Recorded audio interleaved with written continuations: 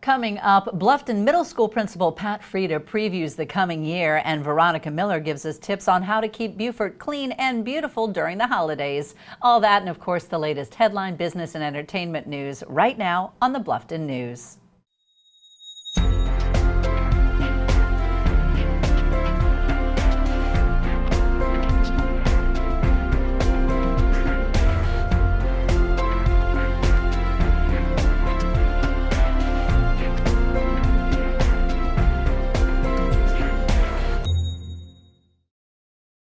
Welcome to the Bluffton News. I'm Anneliza Itkor, and these are Bluffton's current headlines.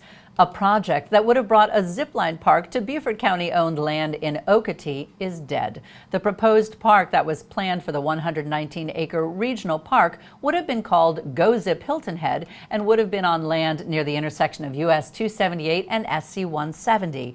When negotiating terms for the park, County Council requested a contract of 5 years with the option to renew with 2 additional 5-year periods.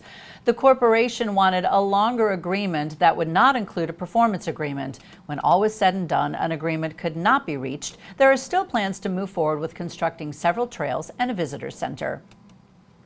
Prosecutors have delayed a hearing to deny a Bluffton man weapons seized from his home after an hours-long standoff in September, claiming the 14th Circuit Solicitor's Office needs more time to secure testimony. Officers took the weapons after responding to reports from family and neighbors that Anthony Valentino, 35, was threatening to kill himself. 14th Circuit Solicitor Duffy Stone submitted a motion in October asking the court to declare Valentino mentally unfit to claim his weapons and sought permission for the Bluffton Police Department to dispose of or destroy the weapons, which included several handguns, a sniper rifle, an assault rifle, and a shotgun.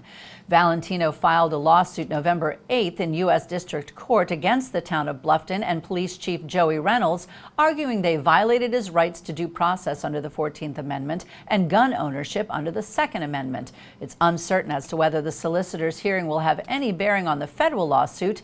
The hearing, originally scheduled for November 26, is now tentatively set for January 22nd. Well, here we are a month later, and no one has stepped forward to claim a $100,000 Palmetto Cash 5 ticket sold in Hardeeville. The winning ticket was purchased from Bo Bop's number 13 at 3551 South Okatee Highway in Hardeeville for the Saturday, November 17th drawing. The Palmetto Cash 5 ticket in question matched all 5 numbers drawn. The winner has until Thursday, May 16th to claim the prize. Players in the Hardeeville area are urged to check their tickets, and if found, the winner should immediately sign the back of the winning ticket and secure it in a safe location. For complete information on claiming prizes, visit SCEducationLottery.com. If a winner does not come forward, the prize will be used to support education in South Carolina. In August, Henry Roldan was arrested in Hardeeville after accusations that undocumented immigrants paid him bail to get relatives out of jail. Now charges against the Bluffton man have been dropped, and he plans to file a suit against the department for damaging his reputation. Roldan's lawyer, Hector Escovel, said his client's name was dragged through the mud, and yet there is still no evidence of the alleged hundreds of thousands of dollars he's accused of taking. Hardeeville Police Chief Richard Nagy defended the integrity of the police investigation and the evidence used to file the charges. Roldan's lawyer against the Hardeeville Police Department has not yet been filed. In response to the tragic events that occurred at Sandy Hook Elementary School in Newton, Connecticut, Bluffton Elementary and Early Childhood Development Center sent a letter to all parents that detailed security precautions that are in place at the school. From secure lobbies to new lighting and surveillance cameras to lockdown drills, it is clear this Bluffton school has worked hard to create a safety system that will continue to put parents' minds at ease. And here's what's happening around the state. 25-year-old Morris Dortch was charged in connection with a shooting death in a car in the parking lot of an Aiken convenience store. Police say Dortch was arguing with a 21-year-old Delance Walton when he shot at him several times. Walton died at the scene, but a second person in the car was not hurt. Authorities have not said what the men were arguing about. Dortch remains in the Aiken County Jail. He is charged with murder and attempted murder. A South Carolina father suspected of kidnapping his 5-year-old son and 2-year-old daughter led police on a chase before he was arrested in Union County, North Carolina. Investigators say 37-year-old Dennis Penny II is charged with kidnapping and burglary in Chesterfield County. Police investigating the disappearance of the children issued an Amber Alert, then discovered that Penny withdrew money from a Lancaster bank. Officers then spotted Penny, who pulled over after a short chase. Apparently, Penny refused to get out of the truck with his children and drove off after police tried to pull him out. The chase ended after Penny drove into a field and was trapped between pursuing officers and a fence. The children were not harmed. For more information about these headlines and more, please check out the media sources you see listed on your screen. You can also follow us on Facebook and Twitter. Coming up, Lynne Hummell of the Bluffton Sun has an insider's view of what's making news as the Bluffton News brings you hot off the presses, and Shellie West-Hodges brings us the Bluffton Business Report.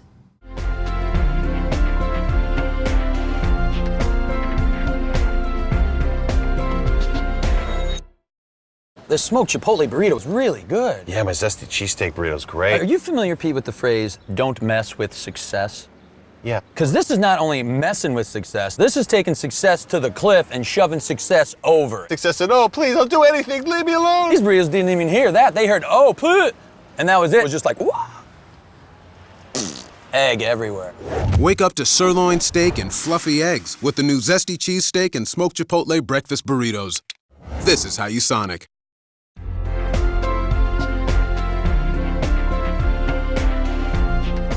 Welcome back to the Bluffton News. Today on Hot Off the Presses, Lynne Hummell joins us from the Bluffton Sun. Lynne, what's going on in Bluffton these days?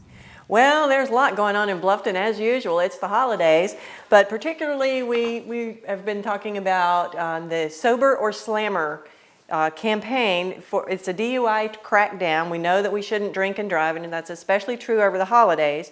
And this campaign of the South Carolina Department of Public Safety is going to help us not do that. So the local sheriff's department has stepped up their efforts to reduce drunk driving and potential fatalities, and they will be setting up targeted patrols throughout the county, and anyone who is driving impaired and gets arrested will go to jail.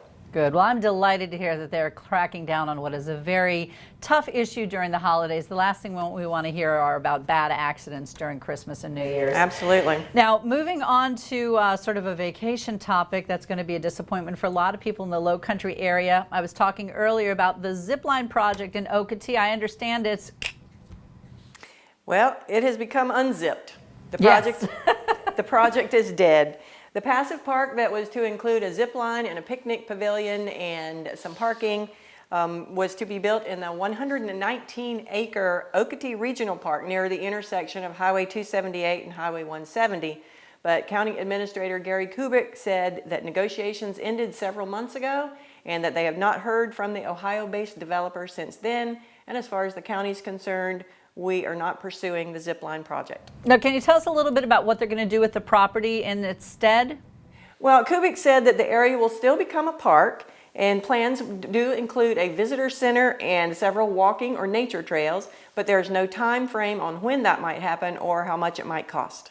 All right. Well, going from bad news to better news, Du Bois Park. I understand that there are going to be some playful additions to the park? That's right. There's a shrimp boat coming. It's a kid-sized boat, and it's safe for young captains. The 2013 leadership class of the Hilton Head Island Bluffton Chamber of Commerce has chosen as its class project sort of a refurbishing of the park there. And the shrimp boat replica play structure will be installed in the park. Now, how's the play structure going to be funded? Well, the leadership class is offering an opportunity for the community to become involved, and they will have a little event in March, and the kids will be allowed to make their own handprint in a clay tile, and then the clay tiles will be added to the sidewalk and walk areas, and they will sell those to raise funds for the structure. That's great. I think that's terrific news. They've been trying to wrap up this Du Bois project for a while, and it looks like it's going to finish up nicely this year. I think so. Thanks so much, Lynne. Thank you, Anneliza. Now, as we turn toward the new year, businesses begin to reassess and evaluate how they can improve their exposure and increase networking opportunities. Shellie West-Hodges has some helpful suggestions in this week's Bluffton Business Report. So, Shellie, let's first take a look at some different ways that businesses can increase their networking opportunities? I understand you have a unique approach. Yes, I think they're, with the economy being the way it is, and we have a lot of small business owners in the area, and a lot of people just can't afford to do a lot of advertising, a lot of marketing. But one of the things that business owners really should focus on is really getting involved with the community and really partnering up with some of our nonprofits in the area to help with fundraising, to gain exposure through their events, and really just let the community know who they are and that they are out there. Now, tell us a little bit more about the networking and exposure opportunities that are presented to a small business when they do partner with a nonprofit. Yeah, I think that people don't realize how important it is to build relationships here in the area, and we really have a great community because we are about building relationships and getting to know one another. And it's really important as a business owner to get out there, to network, whether it's through your local chamber, whether it's through a BNI, whether it's through partnering with some of the nonprofits. There's an element of exposure there through our media, through press releases when they're at an event. It's just really important to partner with other people in the community and just show support so we all get to know each other and we're all helping each other for the common good. I'll tell you, Shellie, when I moved here, I was very struck by how entrepreneurial Bluffton is and also how philanthropic Bluffton is. So it does seem to be a very nice marriage. Now, there is one media source that definitely focuses on exposure and nonprofits, and I believe that's SNAP. Yes, SNAP is, I wanted to just show this really quick. SNAP, if you are seeing this publication that has just come out, they are new to the area, and Lori Blake has been the tall gentleman that is kind of going around to all the events with the camera. People probably have noticed him.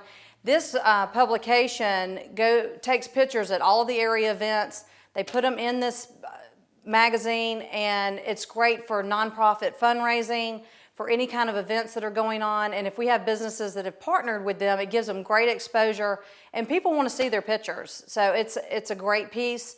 We welcome them to the area. Lori is from Canada. It's great to have him here. He's really doing something really neat and different and great for the community. Well, that's a very good illustration of how indeed businesses can gain exposure in partnering with some nonprofits. Shellie, thank you so much. It's great information. Thank you, and I'd like to encourage people to please get involved. All right. When we return, we'll get a Bluffton Middle School update and we'll learn how to responsibly recycle during the holiday season.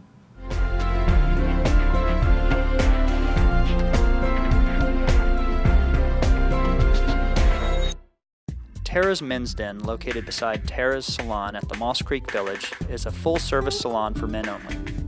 Open Monday through Saturday from 9:30 a.m. to 7 p.m. We offer haircuts, color, highlights, waxing, and treatments for hair loss. No appointment necessary, so come enjoy a relaxing atmosphere for men only, and don't forget senior discounts every Wednesday. Call or visit us today. Our number is 843-837-5555.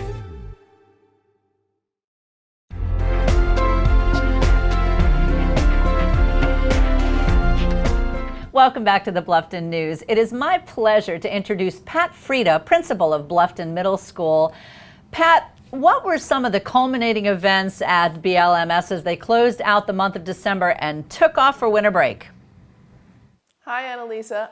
Well, we did have a really productive fall at Bluffton Middle School this year. We have two new programs that we implemented. One was a program called Read 180, which is an intervention program for students to support them and help them grow in their reading scores and comprehension. We also have instituted an after-school tutoring program, which we just set up about 3 weeks ago. And that's for students who need extra help or just need time with teachers to complete projects, homeworks, and that happens on Mondays and Thursday afternoons, 2:30 to 4:30. Transportation is provided for them. We've done a lot of traveling also this fall. We've had 6th grade go to a Camp Driftwood field trip in Georgia, and they traveled there, St. Simon's Island, did some marine life study and learned about some history there in the local areas. Back in October, students got to do kayaking on the May River and also studied marine life in the local waterways with individual guides that they went out with. And I got to got to go on that one also. That was fun. That sounds fantastic. Well, it sounds like you definitely keep everybody very busy, and they were probably ready for their holiday break. Now, what is the focus going to be as students return from vacation? Well, we have a lot coming up in the spring. Day one, when we get back, they're going to break ground across the street from us. They're going to be building some sports fields for Bluffton Middle School, a football field and a baseball field. We're also going to be competing in a geography bee starting day one when we get back on January 2nd. That's the National Geography Bee, and all the 6th and 7th graders have the opportunity to compete in that. And they then eliminate, there's a process of elimination down to 6th and 7th grade, 10 students each until we have a school winner who takes a written test to see if they can compete at regionals. We also are going to be having a science fair on February the 11th. That's supported by the Sea Island Regional Science Fair, and students who place in the Bluffton Middle School Science Fair, then to move on to go to Paris Island to the Sea Island Science Fair. Besides that, we have a heavy testing schedule coming up, so we're preparing our students to participate in the PASS writing test in March. They did not participate in years past. The state had kind of limited the grade levels that were participating, so we're kind of gearing our students back up to get ready for that, followed by map testing and then PASS testing for the other content areas and our end of course test for Algebra 1. Very cool. Well, it sounds like you're keeping the kids busy, that they're interested and interesting. I love hearing about it, and we'll look forward from hearing from you again in the spring. Thank you so much. I was glad to be here. Veronica Miller from Keep Beaufort Clean and Beautiful Solid Waste and Recycling is here to talk about a seasonal recycling concern. Veronica, welcome. Thank you. Good morning. Now, with the holidays, of course, I think what we're talking about is Christmas trees. Why is it important to recycle a Christmas tree? I mean, it's a natural thing, so isn't it just going to decompose on its own? Well, it could, but it would decompose at our landfill, and as you can imagine, a 10-foot Christmas tree would take up 10 feet of landfill space. So we're asking residents to please bring them to our sites so that we can mulch them up. All right. Now, when and where can trees be recycled? All right. Just after Christmas on the 26th, I can't imagine why anybody would want to get rid of their tree by then, but some people do. They can take them to our 7 sites around the county. We have banners up at most of the sites indicating grinding of the greens.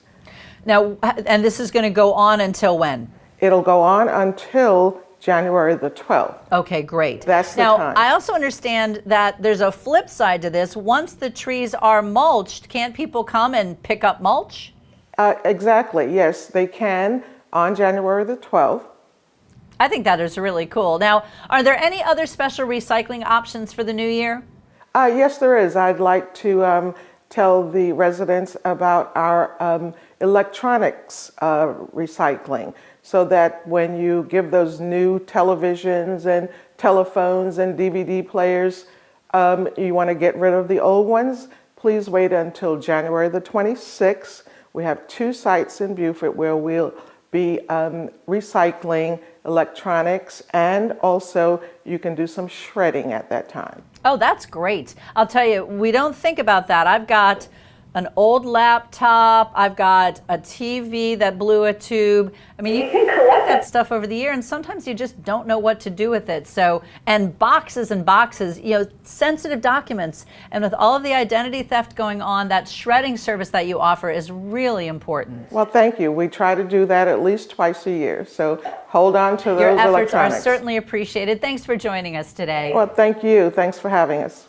After the break, Rodney Vaughn with this week's entertainment report, and you'll meet our special Bluffton News Pet of the Week.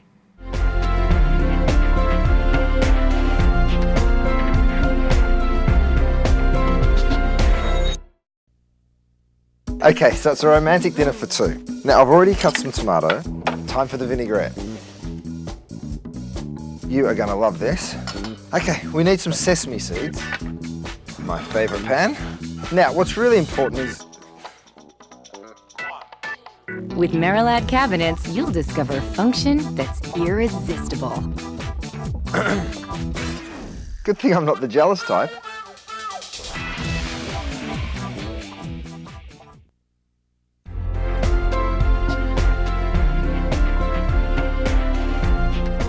Welcome back. Here to tell us how to ring the new year in style is our entertainment reporter, Rodney Vaughn. Thanks a lot, and I'm coming to you from Old Town Bluffton, the heart of all the activity for the New Year's Eve coming up. We want to wish everyone a happy New Year's, and we want to welcome you guys to join us down at the Old Town Dispensary. Now, we're in the heart of Old Town Bluffton with Thomas and Kim Viljac. They're the owners of the dispensary, and we're excited to talk about your third annual crab pot drop. Can you tell us a little bit about it? It's going to be a great night out at the Old Town Dispensary. We're going to have a sampling of tapas from our new menu that we will be starting next year. For the New Year's Eve night, we're going to have complimentary champagne toast. We're going to have complimentary party favors.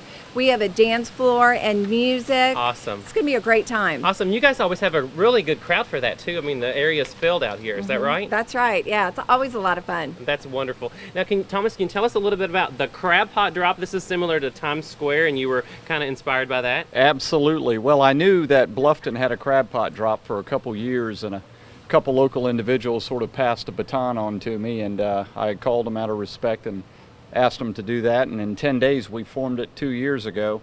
Wow. And we were excited. We had over 300 people the first year, and we had probably close to 400 last year. And it was a big turnout. The disco ball and fog machine and laser lights. Oh, wow. And DJ were kicking. A nice event. Now, this is a little bit eccentric, so it kind of goes with the flair of Old Town Bluffton. And we have a strobe light on top of the crab pot here, and a basket with Christmas lights, and all that's going on, and it drops from the top of a tower? It does. It drops from the top of actually the tree here, this sycamore up about 40 feet up, and we bring it down right at midnight, and then we have our raffle drawings and go back to partying. That is so awesome. Now, Kim, you're also involved with the Farmers Market here in Old Town. Can you tell us about your new winter hours? Yeah, absolutely. We're taking a short little break, and we'll be back January the 10th. Okay. Every Thursday this year from 12 until 4. And that winter market will go right up until March the 14th. March the 21st, we open for our regular season from 2 to 7. Okay, great. And there's always something going on down here in Old Town Bluffton. And we want to wish everyone a happy New Year's. And guys, come join us down in Old Town. And thanks you guys for being with me today. Thank you, Rodney. Thank you so much, Rodney. Thank you. Back to you. Thanks, guys. That sounds like a great way to start the new year. Now, the Bluffton News Pet of the Week is Bumble. This bundle of energy is less than a year old, and as irresistible as his picture suggests, he loves people and plays well with his fellow canines. While they were not quite sure about his ancestry, they are certain he will make a wonderful lifelong companion. For more information about Bumble or other adoptable animals, please contact Brookshaven Animal Rescue at 843-757-7387. Thanks for joining us for the news program that is all Bluffton all the time. I'm Anneliza Itkor for the Bluffton News. We'll see you next time.